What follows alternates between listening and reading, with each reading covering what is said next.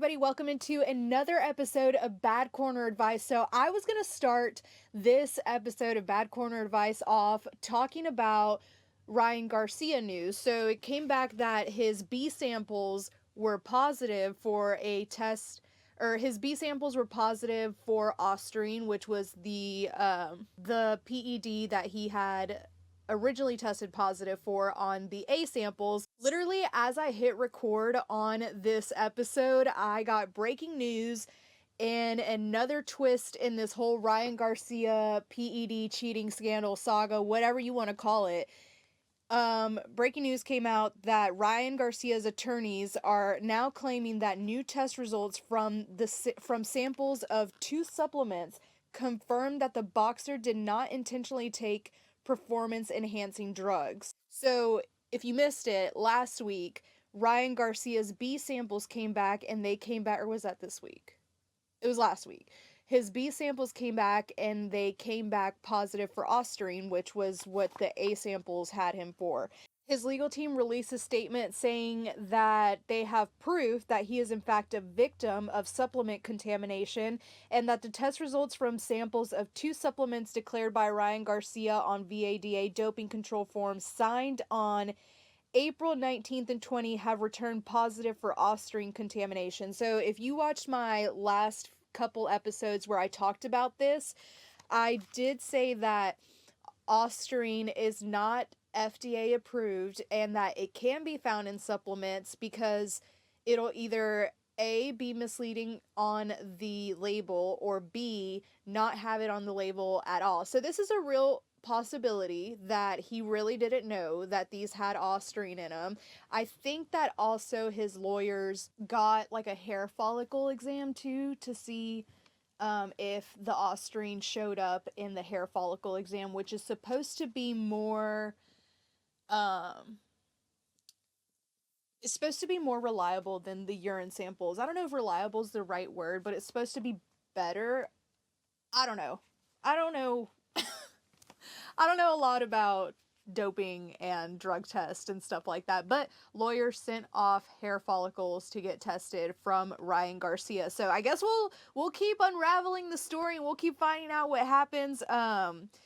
Devin, of course, wants the loss off of his record, wants it changed to DQ, and I think that if anything, they'll change it to a no contest, which is usually what goes down. Amir Khan got a 2-year ban after testing positive for Ostrine, following a TKO loss to Kell Brook. So how effective really is Ostrine, and did that really even have an effect on the Ryan Garcia Devin Haney fight? Like, I am just so sick of Devin Haney and Bill Haney and everybody. Like, I'm sick of this, because just take your L, right? I get the anti-doping thing, I really do, but I'm over it.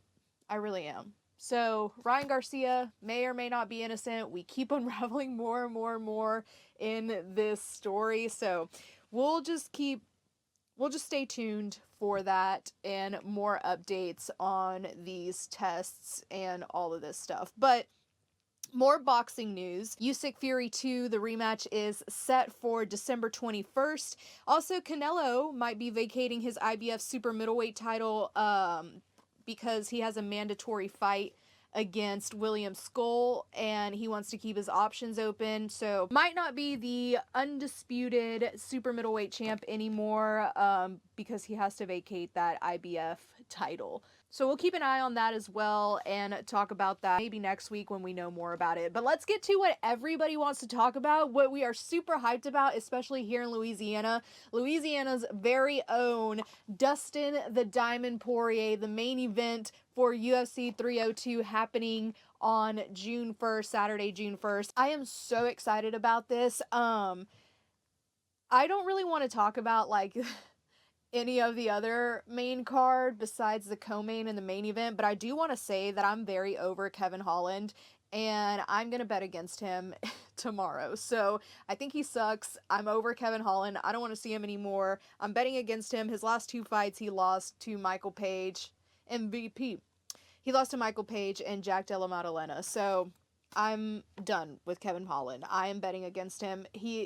Michael, I can't even say his last. He's Polish. I think he's the underdog. So if you want to bet on that, bet on that. Like I said, I mostly just want to talk about the co-main and the main event. Co-main event, Sean Strickland and Paulo Costa. I don't love this match for a couple of reasons. One, Paulo Costa just lost to Robert Whittaker, and I think that the UFC is kind of doing Robert Whittaker a little dirty. They gave him a fight against Shimov. Paulo is ranked 7th in the middleweight rankings. Whittaker's 3rd. So I'm like, if anything, give Whittaker this fight. Sean Strickland is obviously 1st, and Sean Strickland was the champ before he got robbed against Dracus du Plessis. So I don't love this. I'd rather see Whittaker. Actually, honestly, I'd rather see a Strickland DDP rematch.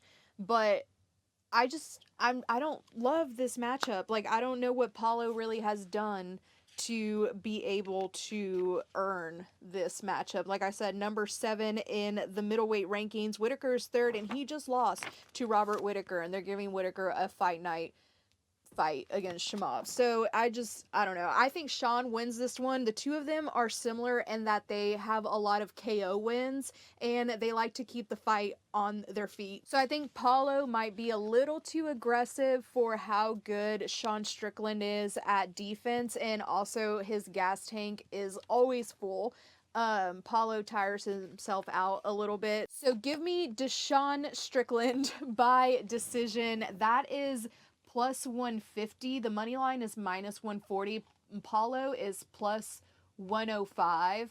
But I am going to take Sean by decision. I do think it goes to decision. And I think that if Sean wins this one, we probably will see that DDP rematch maybe.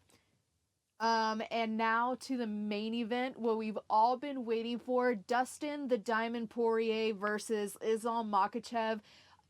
Islam is 25-1. Dustin is 30-8. The Diamond feels like he's destined to win this fight. This is definitely a legacy fight for Dustin, and this is his chance. He was the interim champ, but this is his chance to be the champ and submit his legacy, and it just feels like Dustin is destined to win this fight. His daughter's going to be there for the first time ever.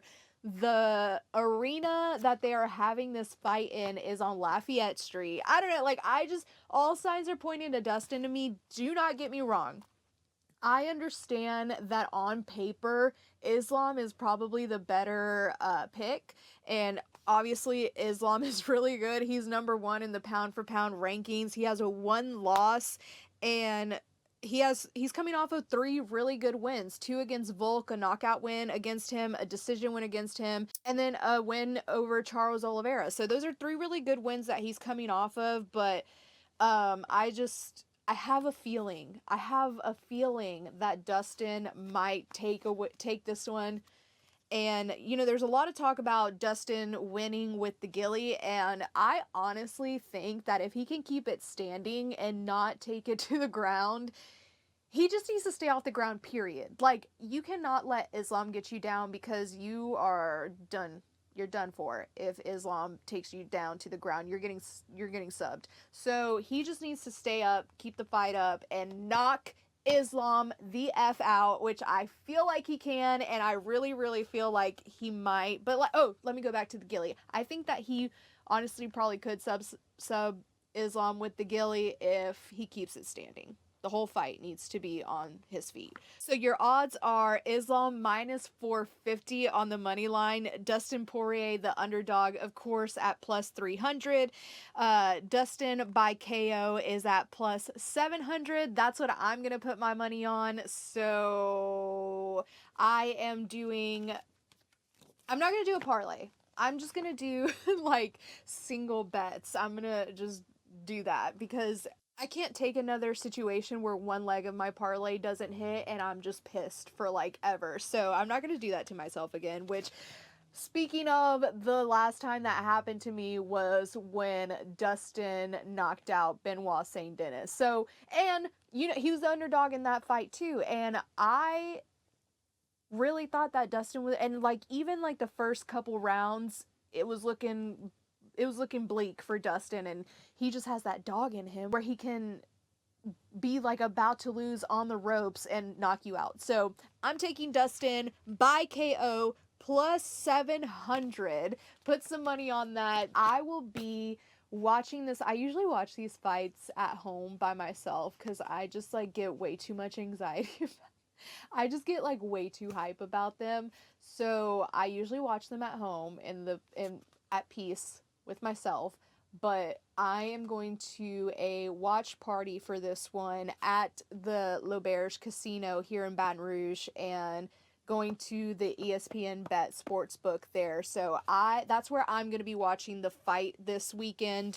Let me know where you're going to watch the fight. I would love to know, and I would love to know your thoughts on UFC 302. Give me your thoughts on Ryan Garcia as well. Oh, I didn't even mention that my Usyk bet hit. I am happy about that. Also, it went kind of like exactly the way I thought it was gonna go. I said either late knockout, like very late knockout, and that 9th round could have been called, and I think that the ref cheated me out of an extra $50, and I'm not too happy about that, but it is what it is. I did win the money line, so great fight. That fight was freaking amazing. So let me know your thoughts on the Tyson Fury Usyk fight too, and what you think that the rematch is going to be like. I'm excited to see that one coming up December 21st. Let me know in the comments below. Make sure you're subscribed, like my video as well, and I'll see you next week for another episode of Bad Corner Advice.